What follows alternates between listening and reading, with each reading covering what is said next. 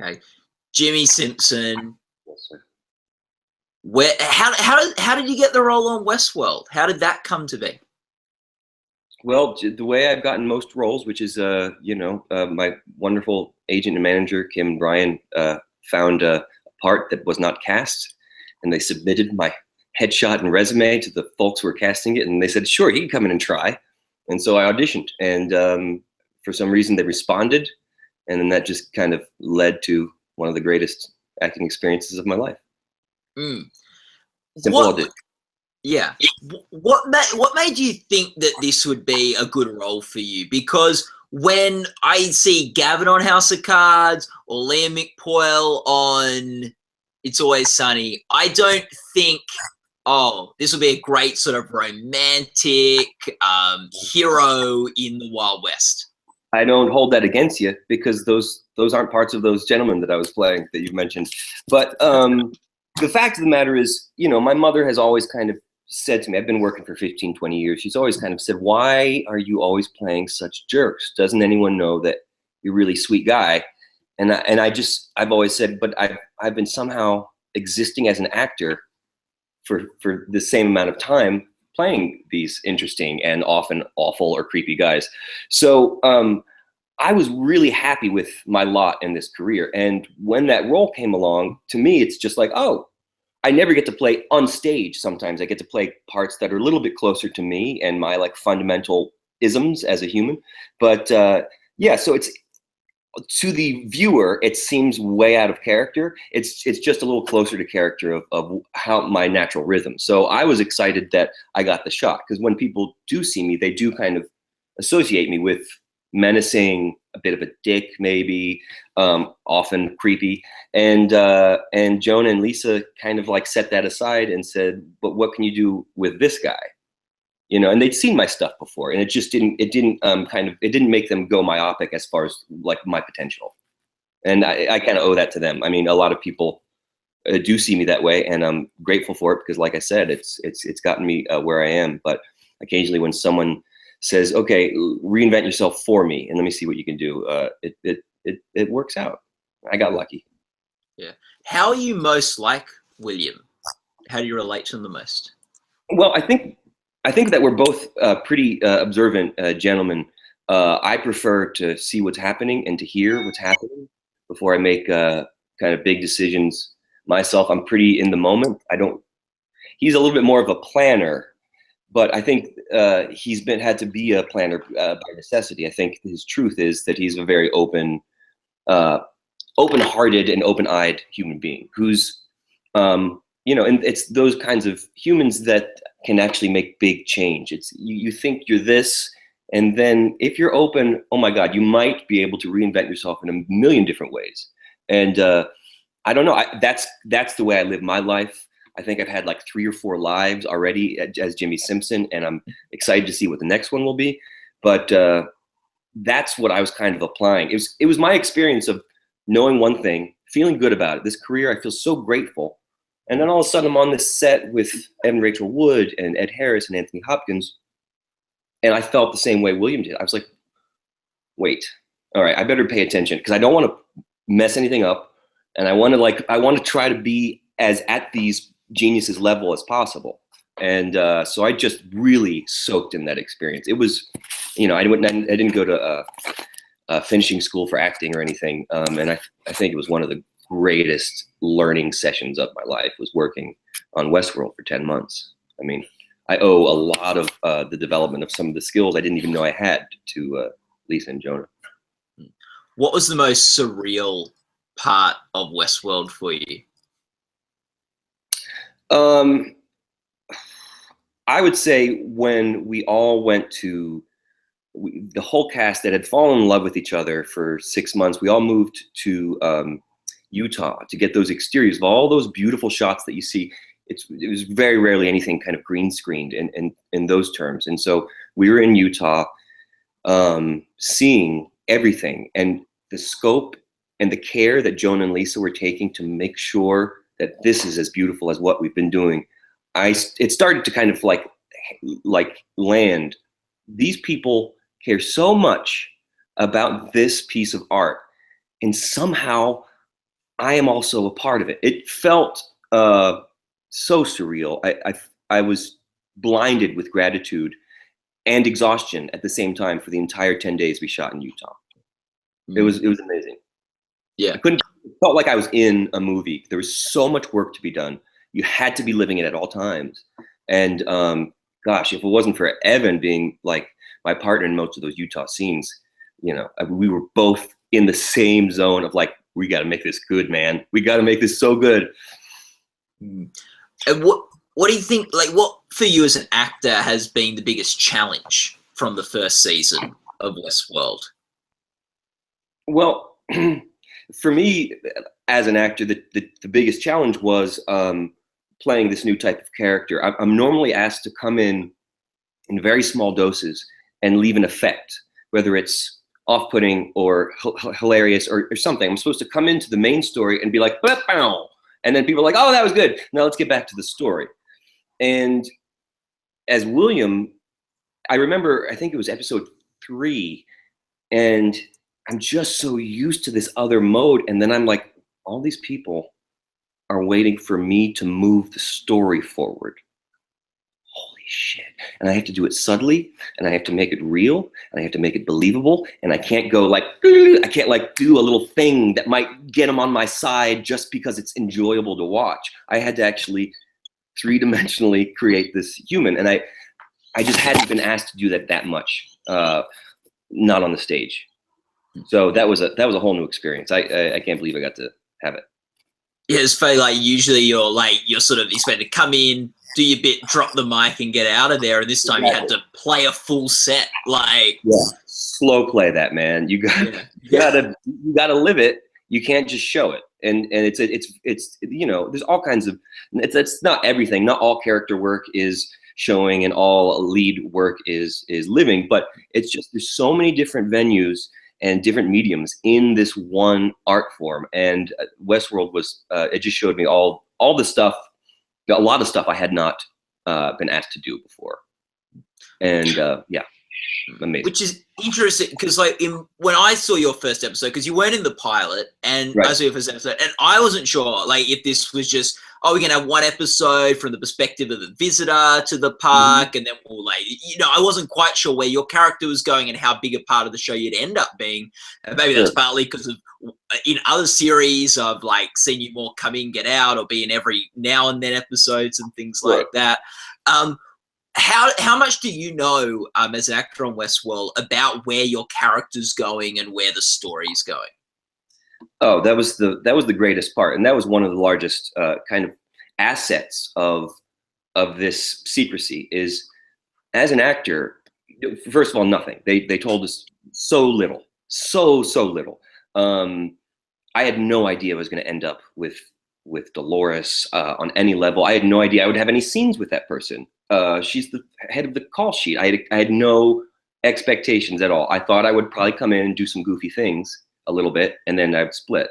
So as each scene developed this man more and more, I did ask. I said, "Is something going on here?" And Lisa did say, "I'm just going to say you have a hell of an arc, and that's all I'm saying." I'm like, "Well, shit, man." And but you know, part of the job of acting is you have this script. You're given a script. Here's a 100-page script, and this is your character's arc. And you know he does this, and you know he sees the light at this point, and then he saves himself and his family, and then you know that it ends happy, or you know it ends tragically. And part of the job of acting is don't play the end. Show this man's journey. Don't let everybody know what's going to happen. With this show, it was impossible to play the end. Now, not only it's not just it doesn't take like one task out. Okay, now I don't have to think about not playing the end. But what it does is, not knowing the truth, you're always wide open for any stimuli from every scene you read, from every actor you're dealing with. Anything could happen. And so you're just paying more attention.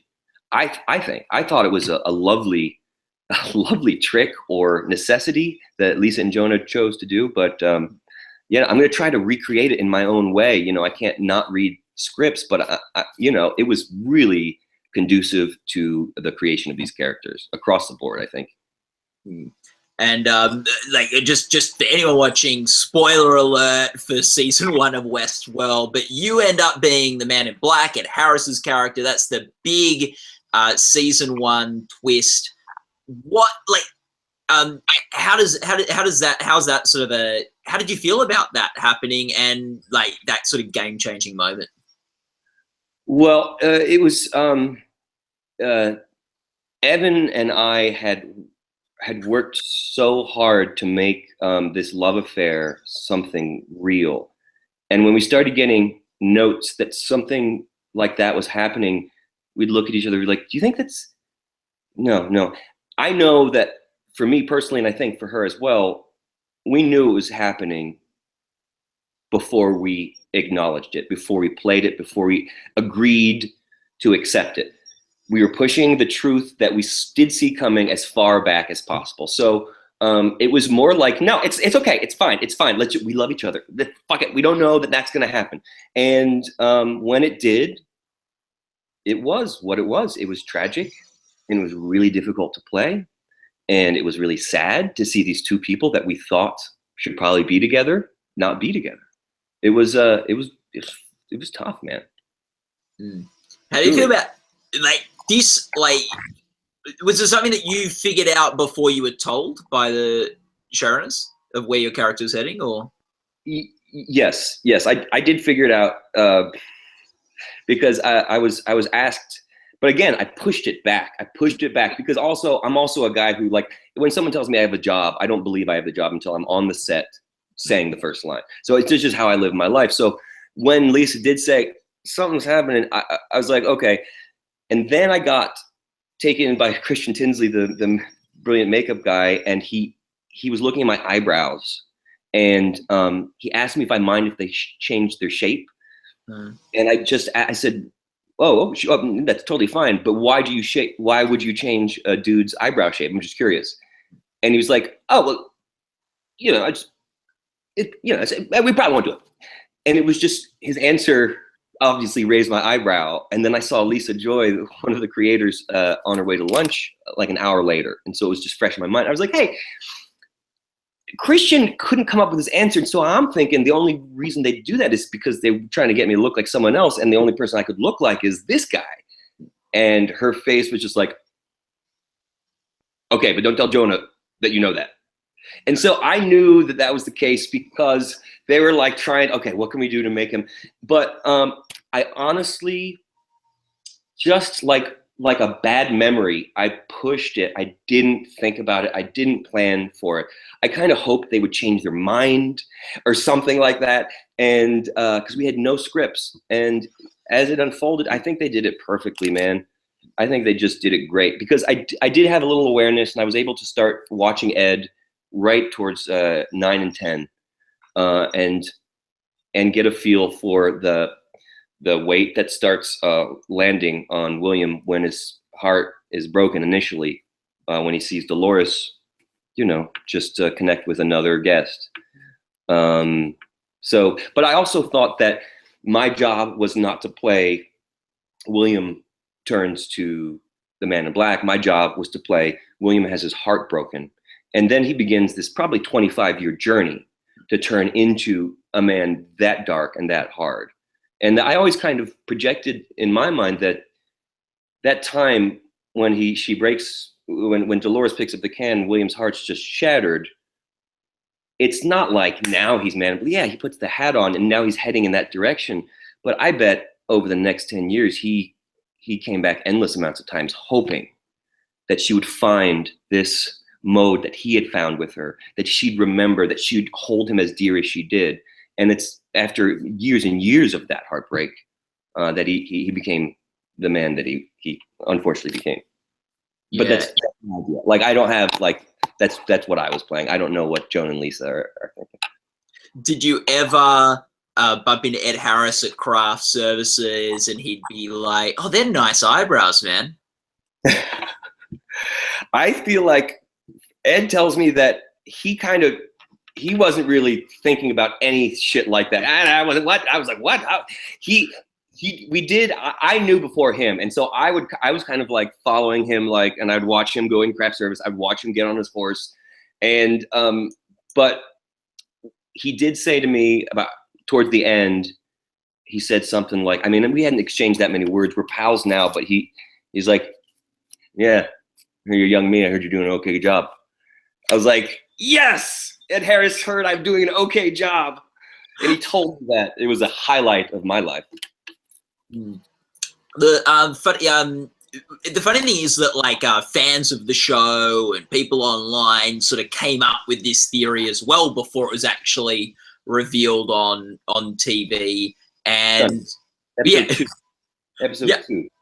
And they're not sitting with the eyebrow makeup artist to get. And that was like episode 3 that happened. So they did it way early. We were all amazed. And you know, Jonah, who's one of the smartest men I've ever met in my life, he's like, they got it. God damn it. He couldn't believe it.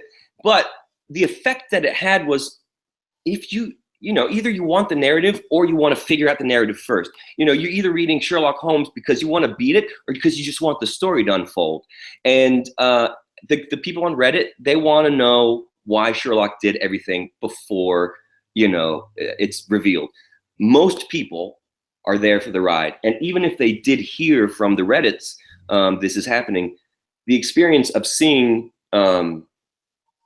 the actual event happening to the characters that you've fallen for is its own journey. So yeah, you might even know what's coming, but then when you see the loss on the character's face, or you see, Jeffrey question where the door is, you could know what's happening, but you're like, oh my God. And so I found it effective, even though people were calling stuff out. I'm pretty sure I watched YouTube videos on why you were the Man in Black and YouTube videos on why there is no way you could be the Man in Black. So for me, it's a few hours watching it going, like, there was some episodes where I thought, yeah, I think it makes sense. And then other episodes where I'm going, nah, I don't think that's where they're going with it. And it was sort of like trying to see which one lined up. And I think the closer we got, the more likely it seemed. But yeah, I was skeptical at times. They throw in little breadcrumbs to distract you once in a while. But what was so brilliant, I think, about their writing was there was never a breadcrumb that existed to solely distract. Every single piece of information that happened, you're like, oh, I thought that was this. Oh my God, that's this. Oh my God, that's those things. And then all of a sudden you're like, everything they showed me for a reason. And I don't think there was a thing that when it happened, I was like, well, that doesn't make sense. Now I'm sure there's a YouTube video out there somewhere with the frame where it doesn't make sense or something. I'm sure there is. I'm sure there's like a continuity mistake. Yeah. Probably me. I didn't put a glove on or some shit. But yeah. But no, it's pretty good. Yeah. What and you don't know, do you know anything about season 2? Have you started filming that yet? That doesn't film for a while, so all the questions are still in the air as to like exactly who is coming back. So this is good because I like it, like, because when you know things, you can't really spoil anything for us. Yes. But if you don't know anything, you could tell us what you'd like to see happen in season 2 of the show. Oh, sure. Yeah. I can say stuff like that. Yeah. Tell what is the thing you would most like to see in season 2 of Westworld? Oh, well, I would be the couple first of all, I'd like to see how liberated Dolores can be. It seems like she's pretty liberated, but I want to see what that unit can accomplish together, not just through violence, but through changing, you know, who's in charge. I'm very curious to see what Dolores and Teddy pull off together. I'm very, very curious to see how Man in Black at Ed Harris's age, how he deals with the situation that he was confronted with at the end. I'll never get tired of Bernard or Maeve or just every character I'm more interested in. William, I love the story of William and Logan and William and Dolores. Like I said, I think there's a lot of history. We know kind of the finish line to a degree for this man. So I don't know if there's enough story to say like, this is this huge chunk of William, but I could see some pretty interesting ways to bring William back, to check in, to see, you know, the takeover, the corporate takeover, moving from Logan to William. Maybe even something like I said, the half-broken William's visits to the park before he goes all the way dark. But again, I leave it to the writers. I would never suggest that they stick William in for no reason besides they think it makes total sense for their story. Because they told me, and I believe them, that they know this story very, very well for a long time, and it's pretty brilliant. And when you talk about ways of getting William, you talk about the young William yourself, not Ed Harris about, William. Like, the ways that this guy would show up. It's maybe that way and this way, but mostly I really am mostly invested in this Dolores character because I think she stands for so many things, and you know, Evan's work is kind of unmatched in that role, I think. Just like William, he's also very invested in the Dolores character and what's going to happen with her. Can you ever see, and it's very hard because Ed Harris is a bit older than yourself and Evan Rachel Wood, and she's a robot, but do you see any happy ending for William and Dolores? I don't see not that being possible. Everybody can change. Everybody can come to huge realizations that they have been messing up for the majority of their lives or for a short period of time. Yeah, anything's possible. I couldn't even speculate what it would be because I'm not a good enough writer to come up with the story quality that they've already set. But yeah, endless potential.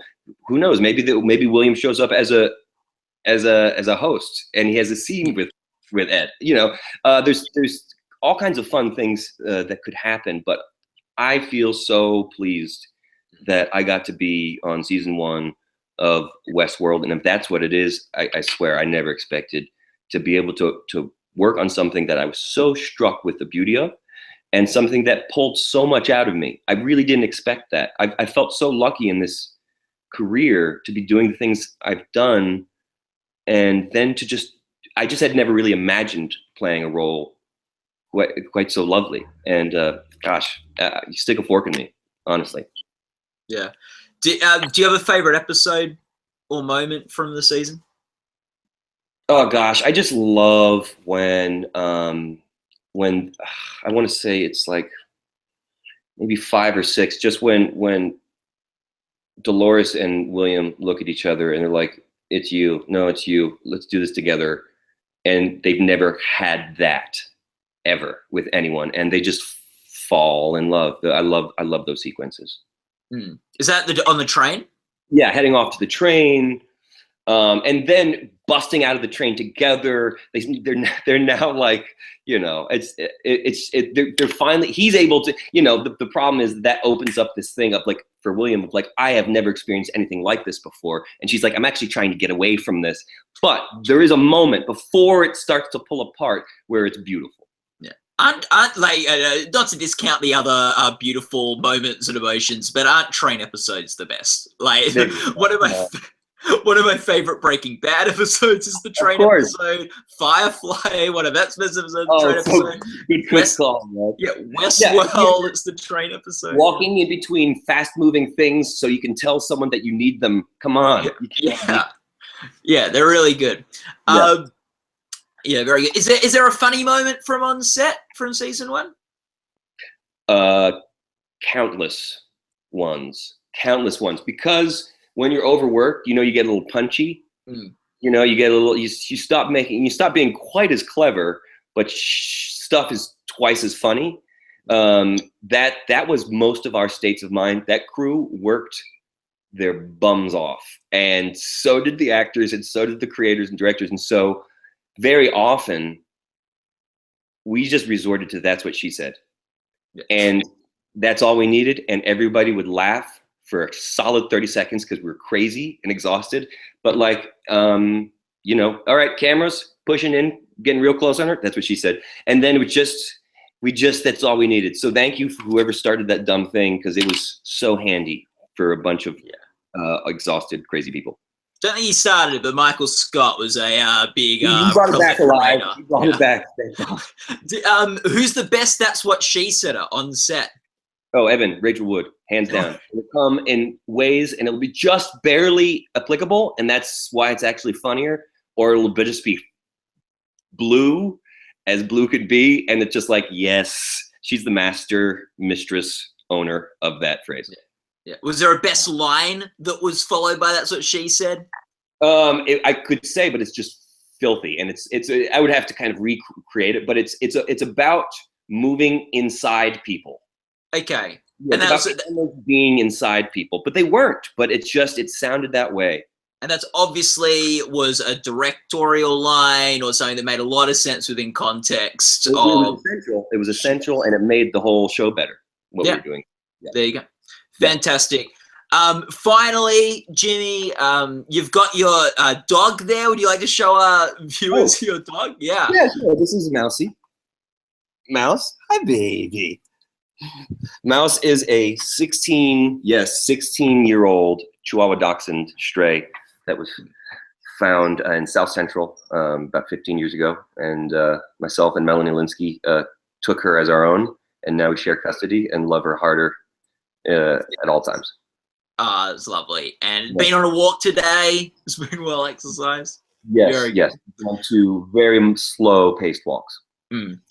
Well, Jimmy, Westworld's already done quite well on the awards circuit with the various industry awards, but we're looking forward to the Emmys and to see what mark Westworld can leave. And it's always like the first season of a show, it's always hard to know, like, you know, like what the Academy's going to taste for and stuff, but it looks like it could be in a good spot. Well, you know, I feel like they really do. The creators have made something that's really, really special. And I'm not worried about Westworld and this first thing of awards. Awards are wonderful when they show, when they say, look, everybody, just in case you weren't watching, this thing is really special. But I don't think Westworld's really going anywhere. So, if awards come, they'll come. Mm-hmm. Truly. Like, it's just such a joy to be a part of, to me, like a piece of art and a medium that's not always needs to be that. Well, cool. Thanks so much for chatting with us today, Jimmy, and all the best with the Emmys. Yeah, and hopefully we see you back on Westworld season 2. I wouldn't mind it. Yeah, that's good. Okay, we are done.